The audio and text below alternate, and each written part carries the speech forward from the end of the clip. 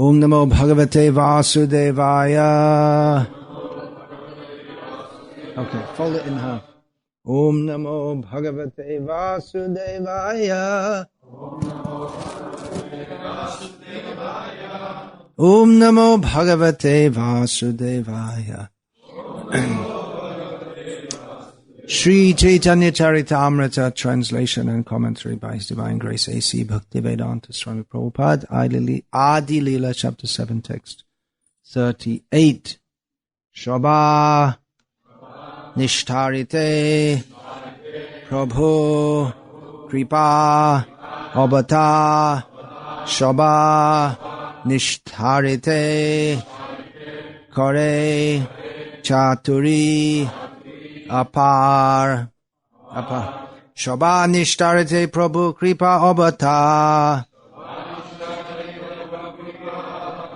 Shobha Nishtarite Kore Chaturi Apar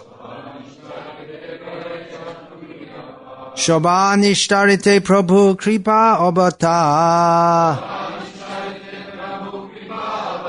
Shobha Nishtarite Kore Chaturi Apar. Translation. Sri Chaitanya Mahaprabhu appeared in order to deliver all the fallen souls.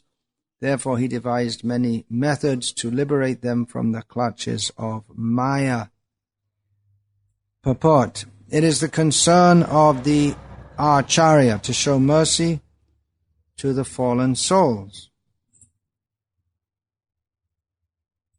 In this connection, Desh Kala Patra, the place, the time, and the object should be taken into consideration. Since the European and American boys and girls in our Krishna consciousness movement preach together, less intelligent men criticize that they are mingling without restriction. In Europe and America, boys and girls mingle unrestrictedly and have equal rights. Therefore, it is not possible to completely separate the men from the women. However, we are thoroughly instructing both men and women how to preach, and actually they are preaching wonderfully. Of course, we very strictly prohibit illicit sex. Boys and girls who are not married are not allowed to sleep together or live together, and there are separate arrangements for boys and girls in every temple. Grihastas live outside the temple, for in the temple we do not allow even husband and wife to live together. The results of this are wonderful. Both men and women are preaching the gospel of Lord Chaitanya Mahaprabhu and Lord Krishna with redoubled strength. In this verse, the words Shobha Nishtarite Kore Chaturi Apa indicate that Sri Chaitanya Mahaprabhu wanted to deliver one and all. Therefore, it is a principle that a preacher must strictly follow the rules and regulations laid down in the Shastras, yet at the same time devise a means by which the preaching work to reclaim the fallen may go on with full force. Last night I spoke on the subject of citing Srila Prabhupada, and it's a topic that I intend to speak on now and further also. Oh, you got it. Okay, thank you very much.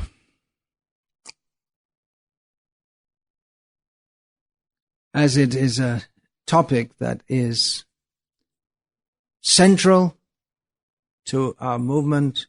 Our movement, this International Society for Krishna Consciousness, is constituted of Vaishnavas, more specifically Gauriya Vaishnavas, more specifically followers in the line of Bhaktivinoda Thakur, more specifically followers in the line of Srila Bhaktisiddhanta Saraswati Thakur, and most specifically we are followers of His Divine Grace A.C. Bhaktivedanta Swami Prabhupada, whose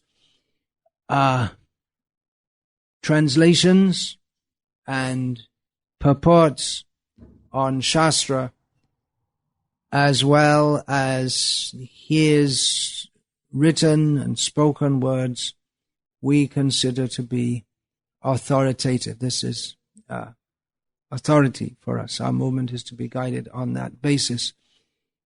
Last night I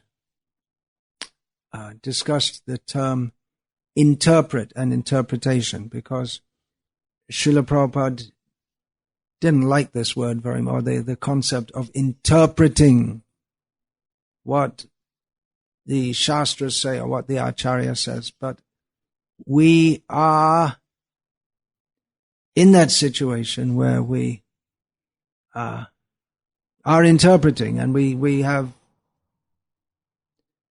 little choice but to do so. So how can we do that if Srila Prabhupada didn't like that? Well, I gave the idea that the Bhagavad Gita is as it is, it should be taken, but Srila Prabhupada's directions, especially on social matters, could be understood in different ways. So we can use the common word for giving different understandings. It is interpret. I had this verse read today because the purport to this verse is very inspiring, but that wasn't particularly the reason that I read it. I read it because it is a verse that is often cited to promote or to justify a particular interpretation of Srila Prabhupada's social teaching. So as this broadly one interpretation, which we may call a liberal or modernist versus conservative or traditionalist, these two broad categories of interpretation of the social direction of the Krishna conscious movement is a major issue within the movement at this time, and this verse is especially cited to justify what we may call a liberal interpretation of Srila Prabhupada's teachings. And I'm going to try in this talk here not so much to promote one particular understanding, and I think you all know, most of you know which understanding I stand by, as to show how there may be different understandings, because there is so many factors. When just take the text as it is, then there's no interpretation. What is this? Just keeps on doing things. I just looked at it and it went back to normal. Super sensitive. Artificial intelligence. There may be different understandings. Now, one reason for that could be that Srila Prabhupada apparently said different things in different times, in different places, in different circumstances to different people. Another reason, so then we have to try and find, well, you may say, well, this understanding is better. No, this understanding is better. Prabhupada said that, but he meant this. Or that one thing is a general rule and another is an exception. So this is where differences may come. What one devotee takes as the general rule, someone else will take as the exception. Why do we do that? There may be different reasons for that. One reason may be that we come to Krishna consciousness with various preconceptions. There is a term, sanskara, which may be literally interpreted or translated as impression, by which that means that in this life and in previous lives, we've had various experiences, we've been subjected to we have had various types of association, and therefore we have a certain way of looking at the world. In Bhagavad Gita, Lord Krishna speaks about this Shraddhamayo Yang Purusha. Yo yat Shraddha sa eva saha. Everyone has a particular kind of faith, and according to one's particular kind of faith, one is classified. And he gives three broad categories. The Sattvic, the mode of goodness, the Rajasic, the mode of passion, and the Tamasic, in the mode of ignorance. So there are various worldviews we come with, which in this lifetime we're all very much influenced by the culture in which we are raised. I presume, although maybe I'm wrong, Prahladananda Maharaj might or may not agree with that statement, that as we travel around the world, we see there are very great cultural differences. And it tends to influence people, the devotees' whole attitude and approach to Krishna consciousness. Would you agree with that, Maharaj? Maybe I shouldn't ask that, but I'm going to get an argument right here. For instance, we could say that some people have a more sentimental approach. I just came from Russia. And others, due to their culture, it's difficult to get a smile out of them because they're very... Sweden's exactly the same as South America. I disagree with you there. I think you're what's the word? Speaking ironically, Sweden it's almost antipatical or something like that to South America in more ways than one. So we tend to be very much influenced by our culture, by the particular association that we take, even after coming to Krishna consciousness.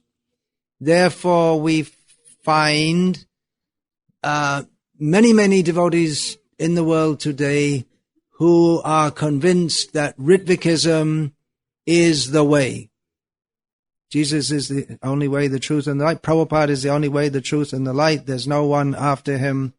Why did they think like that? Not because they went through all the instructions and thought about it in a neutral way, because they were preached to and brought into Krishna consciousness by people, devotees, we may not even call them devotees if we like, who ascribe to that theory. And those who come into the Guru-Vad system may also reject Ritvikism without having gone through all the discussions and this and that. It's not that very interesting, and just reject it because that's the association they got. They develop faith in the devotees who preach to them about Krishna consciousness, and therefore they tend to follow them. And to a large extent we have to do that because if we're going to make a start in Krishna consciousness, we can't wait to study the whole philosophy, and then study the whole philosophy, and maybe to get a minimal understanding of it may take at least a year or two if we study intensely day after day. Then if at the end we think, no, I don't like it, let's try something else, let's go to Osho and see what his philosophy... Oh, we can't live like that.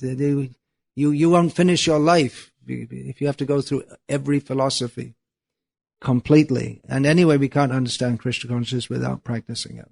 So we're influenced by various, by the culture that we're raised in. We're influenced, and it's not just a matter of the staid Swedes versus the sentimental South Americans, or may I say Slavs also. But there are much deeper and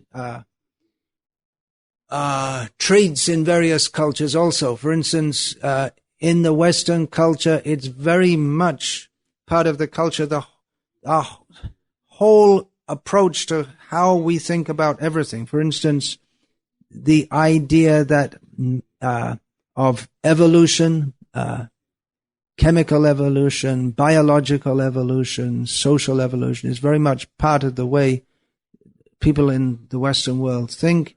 There's also the influence of education, the idea that, well, everything, scientific method, everything has to be understood clearly, everything has its own category, linear thinking, that's there to some extent in Vedic culture with Sankhya philosophy, which also always analyzes everything.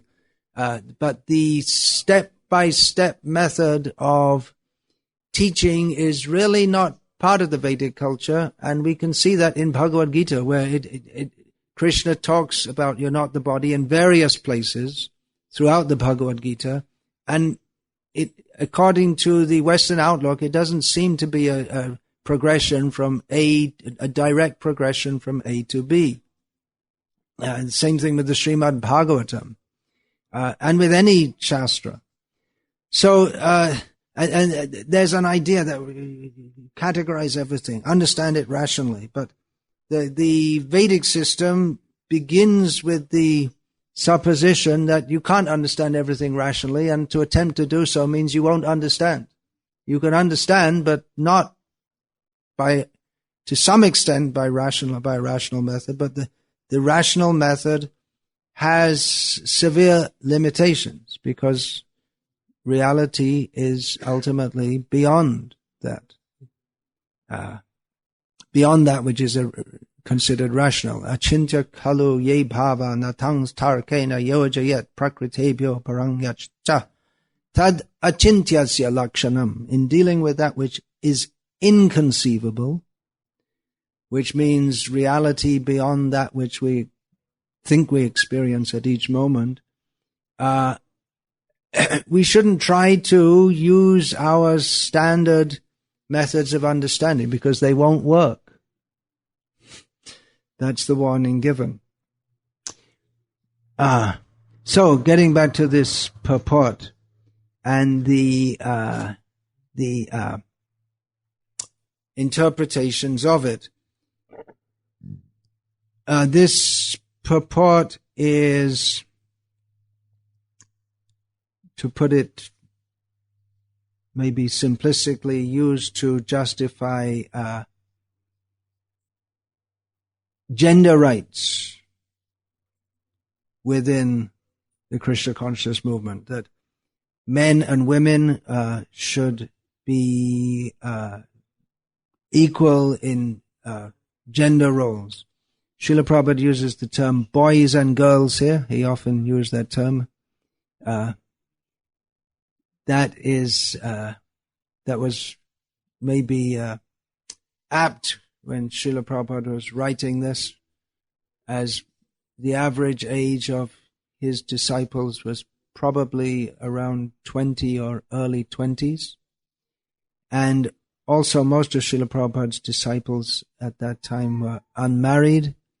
And in India, until someone is married, they're generally called a boy or a girl, if they're female.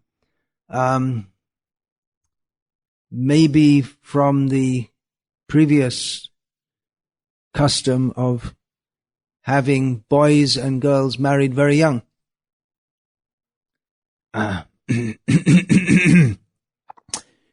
So Srila Prabhupada writes here that in Europe and America, boys and girls mingle unrestrictedly and have equal rights, and therefore we allow that to some extent, Srila Prabhupada says, and this is having very good results for preaching, and the boys and girls are preaching very nicely, both of them. So the idea is that, well, that's what Prabhupada said, so we should perpetuate this. Another outlook on the traditional, what we may call the traditionalist position of interpreting Srila Prabhupada's instructions, is that although Srila Prabhupada made adjustments for the Western world where boys and girls mingle unrestrictedly and have equal rights, he did not favor this kind of civilization. In fact, he called it, he used terms like cat and dog civilization, animal civilization, and so on. And he often spoke, quoting from Shastra, how separation between male and female is required, otherwise it's very dangerous for spiritual life. It's very dangerous even for, not to speak of spiritual life, to have an even human civilization. There must be restricted mixing between men and women. He often quoted a verse from Srimad Bhagavatam, which also appears in Manu, the Matra Svasva, Duhitrava, Naviviktasano Bhaved, Dalavan Indriya Gramo Vidvangsam Api Karshati. That a man should not sit close even to his mother, sister, or daughter, because the senses are so strong that they will agitate the mind. And commenting on this verbally, Srila Prabhupada would often say, well, who would be agitated sitting next to his mother, sister, or daughter? Only some ignorant rascal. But then again, Srila Prabhupada would quote, Vidvangsamapi, even a learned person can be disturbed in such a situation. The senses are so strong. Therefore, restriction between male and female is required. And then comes the whole concept of varnashram dharma, which Srila Prabhupada spoke about, very much described in much detail as Shastra, including Srimad Bhagavatam does, and said should be instituted. In one place, Srila Prabhupada said that the big plan behind varnashram dharma is to regulate human society to help in decreasing sexual desire, which is the binding force in material existence. Among the 18,000 verses of Srimad Bhagavatam, one of those that Srila Prabhupada often cited is the Pungsastriya Mithuni Bhavametam Tayoraho Hridaya Grantimahu Ato Griha Kshetra Sutapta Vitair Janasya Mohoyam Ahammameti.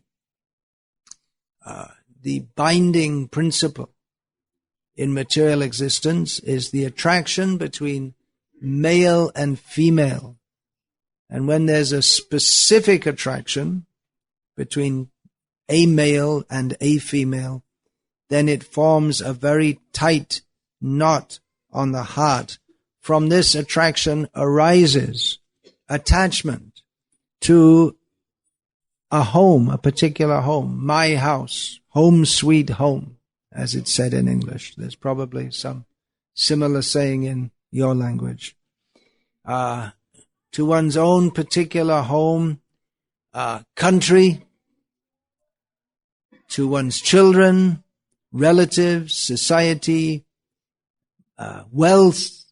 And in this way, one is illusioned, thinking in terms of me and mine.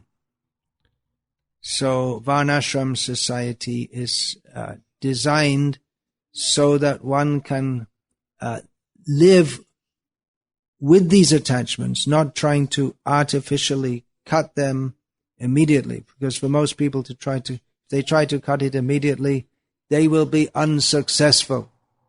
And as we have many times seen within our movement, devotees who try to suddenly renounce but who are not fit for that often fall down to a level lower than that before they tried for a highly renounced position.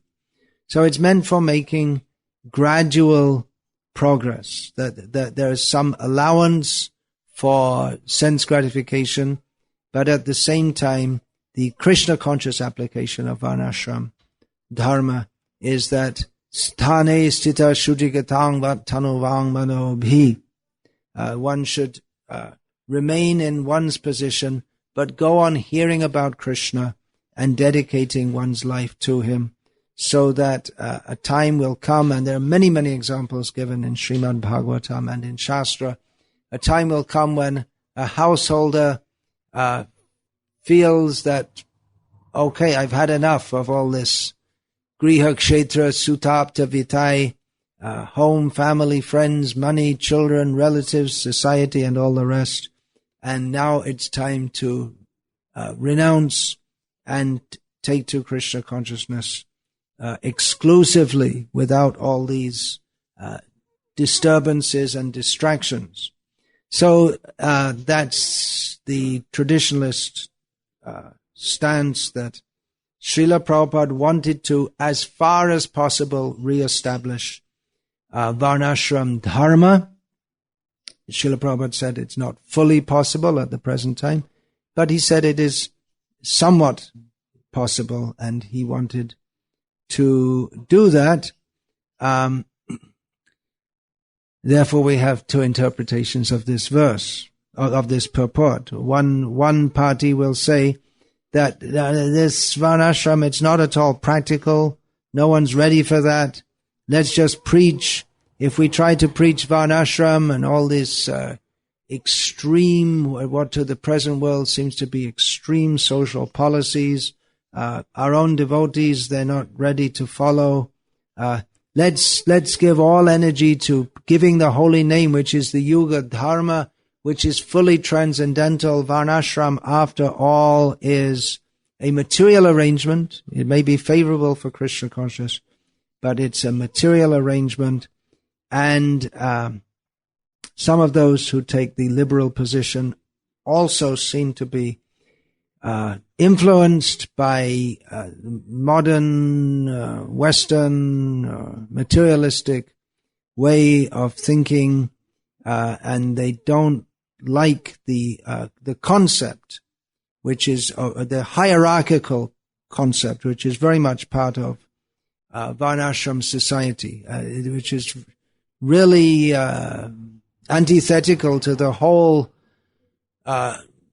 project of egalitarianism in the Western world, with all humans either in democratic societies, beginning with the United States of America, and then France, and then the Eastern Bloc, as it used to be called, with communism and socialism. Although the democracy and communism were supposed to be ideologically opposed, they both had as a root supposition the idea that all humans are equal. The Varnashram system of Varnashram philosophy says, yes, even more so, not only all humans, all living beings are equal. Why only humans? Even the trees and the ants, all living beings are equal. But materially we are not equal. There are distinct and important differences, and people should be dealt with differently. Different people should be accorded certain rights and privileges that do not accrue to others. So this is really not at all light in the world in general today. To say that someone can be intrinsically, materially superior to someone else is considered highly abusive, fascistic, the word may be used. So those devotees who want to promote a more liberal social approach to Krishna consciousness, they say that trying to promote Varnashram, it's not going to work. People aren't going to accept it. because the whole outlook of the modern world is so much against it. And it may be that those devotees themselves feel some abhorrence for that. It seems to me like that. And there are arguments to the contrary. Maybe the strongest argument to the contrary is that Srila Prabhupada himself mandated us repeatedly to establish this varnashram. Although there may be exceptions also. Sometimes Srila Prabhupada said, no, this varnashram is not possible. But then in other, repeatedly, and with Srila Prabhupada said, it must, in one place, in one of his written purports, Srila Prabhupada writes, it must be done. So here's an example of how followers of Srila Prabhupada who all accept his words to be the guiding principle of their life. They all accept that Srila Prabhupada's teachings, they are the teachings that should guide the Krishna consciousness movement. They all agree on this basic principle, but the application of it, and this is just one example of the application, they're very much divided on it.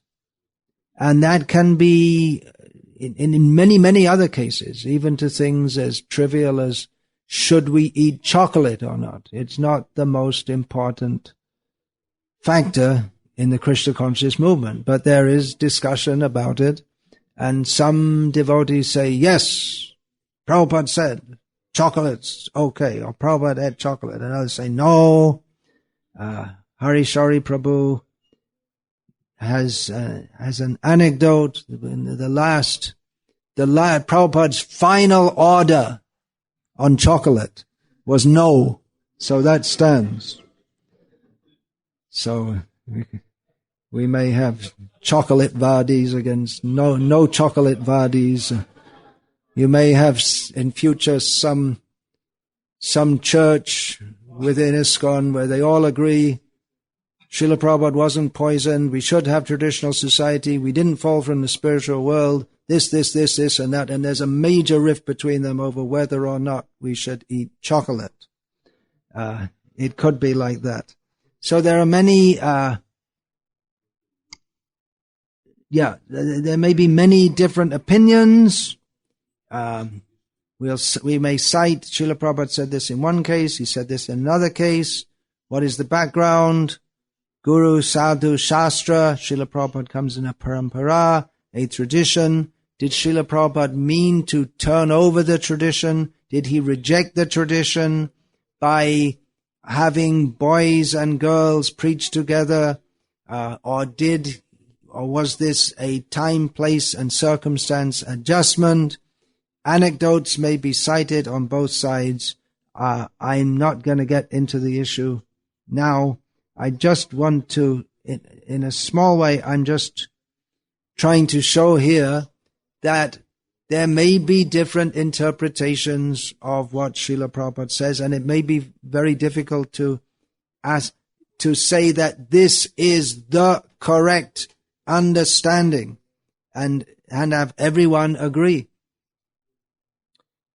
Which phenomenon also leads us to understand better, or can help us to understand better, why in Vedic culture to have a guru who guides one through all these issues is essential, because it's not that everyone can go through all the issues and try to understand it themselves, but rather one should approach someone who's taken the trouble to go through all these issues and just give his understanding. Now, at the present time within ISKCON, the GBC, Governing Body Commission, which Srila Prabhupada called the ultimate managing authority, is trying to,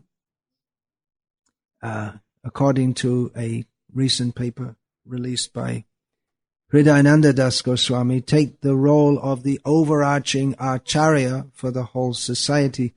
But it doesn't seem to be very successful in doing so. In other words, just as we know if Prabhupada says something, then we take it very seriously. But it doesn't seem that anyone's, well, that's an exaggeration.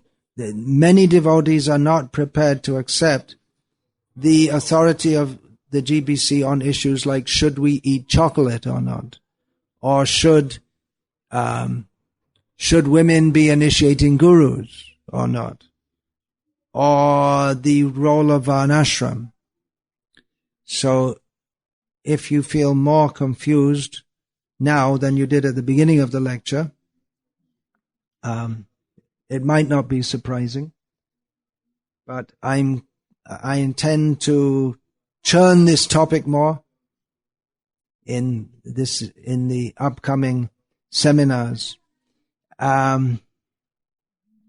which also one major point is that Srila Prabhupada also he particularly wanted to make a movement of brahmanas who are independently thoughtful, which doesn't mean that you just think anything you like, but guided by Guru, Sadhu, and Shastra, and that is called Shastra Yukti, to bring various statements of Shastra together and understand them and preach them. And it may be also that in this particular case, it's not just one way or the other way. Obviously, the Western world is even more materialistic and degraded than it was in the 1970s when Srila Prabhupada made this purport. So there's definitely, even a traditionalist must admit that we can't just expect the whole world to change overnight, and we would be wise to continue making the kind of adjustments that Srila Prabhupada made for men and women in the Western world. But the traditionalists would say that this shouldn't be the standard forever, because the free mixing is socially a cause of disaster, and therefore we should strive to make Varnashram communities and Varnashram society as Srila Prabhupada mandated us to. There's much, much more can be discussed on this issue, and much, much has been discussed, and much more will be discussed. I'm just trying to give a little overview here now to try to show that it may not be that one side is right and the other is completely wrong. There may be good points from both sides, how to understand Srila Prabhupada and apply that practically in our movement. It may be different in different places, and there may be different branches within the society which have different social outlooks. There could be various attempted solutions to this deep divergence of opinion, which is all based, at least in the minds of those who have varied opinions, all based on Srila Prabhupada's instructions. If you would like to investigate the traditionalist outlook more, I have done so in one book, which I think is available here, called retitled Mothers and Masters. It's available here. And apart from that, I was told to finish at 9 o'clock, so I'll do so. There are 3 minutes, and if Prahladananda Maharaj would like to say anything, or in the 3 minutes.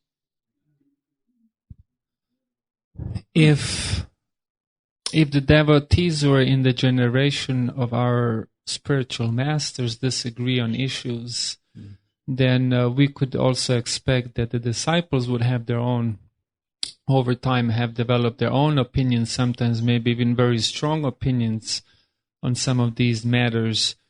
And if it happens that the disciple develops a different understanding of the matter to the understanding of his guru, would that make the disciple offensive, or perhaps even spiritually weak? Is that a question? Yes. Ultimately, yeah, if the disciple disagrees with the guru, does that make the disciple offensive or at least spiritually weak? On these topics, on social issues, or any topic, whether or not we fell from the spiritual world.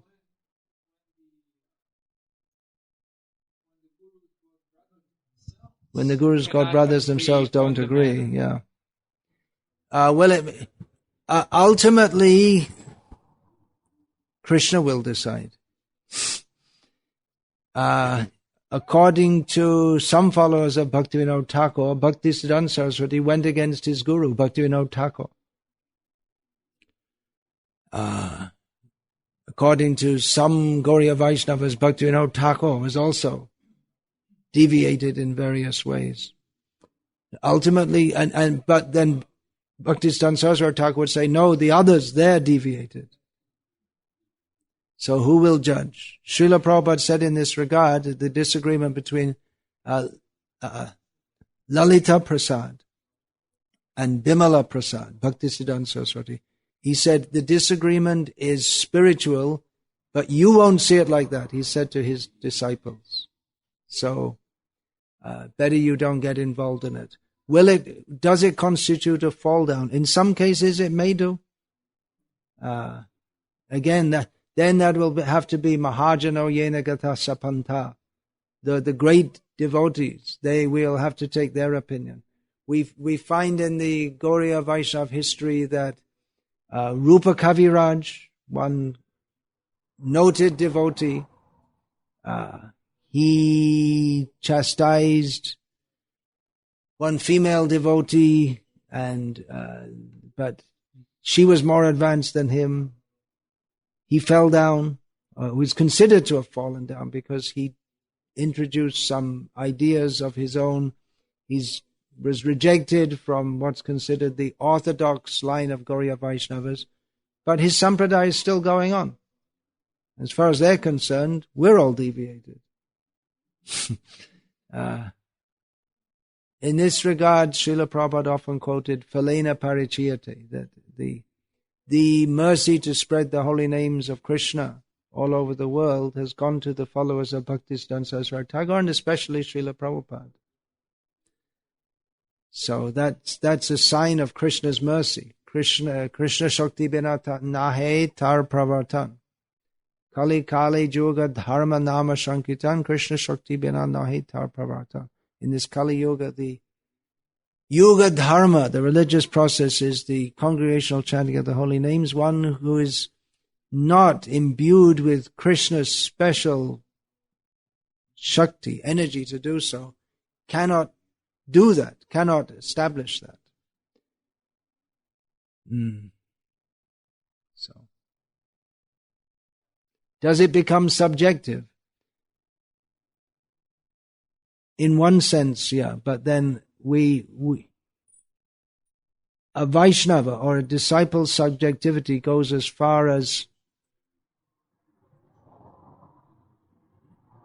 selecting under whose guidance he will prosecute spiritual life. Then after that, he takes Guru Mokha Padmavakya Chitete Korea Aika Ana Kariho Mane Asha. Who is representing Krishna? By following whom can I properly advance? Then you decide, then you go. That is your leap of faith. And one does so taking shelter of Krishna. Krishna, you please guide me to who please guide me to who will guide me. Then you go and then you take it. These are very big topics, very grave topics. So you're also a very thoughtful person. In due course of time, you may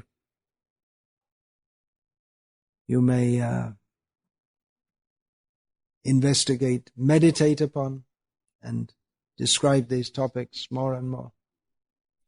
The whole culture of guru and disciple is central to Vedic culture, and anyway, I won't speak more about this now. But I think you can see how this topic of how we understand what we understand, it's a very, very big topic. We do solve it to a large extent by approaching a guru, but we should also try to understand what the guru says and not just follow it blindly. Oh, my guru said this, therefore it's right. But then someone else's guru says opposite. Then so just like Srila Prabhupada always enjoined us that we should not just say God is great, but we should know how He is great. But in the same way, we shouldn't just take it that, well, I accept my guru is right, but you should know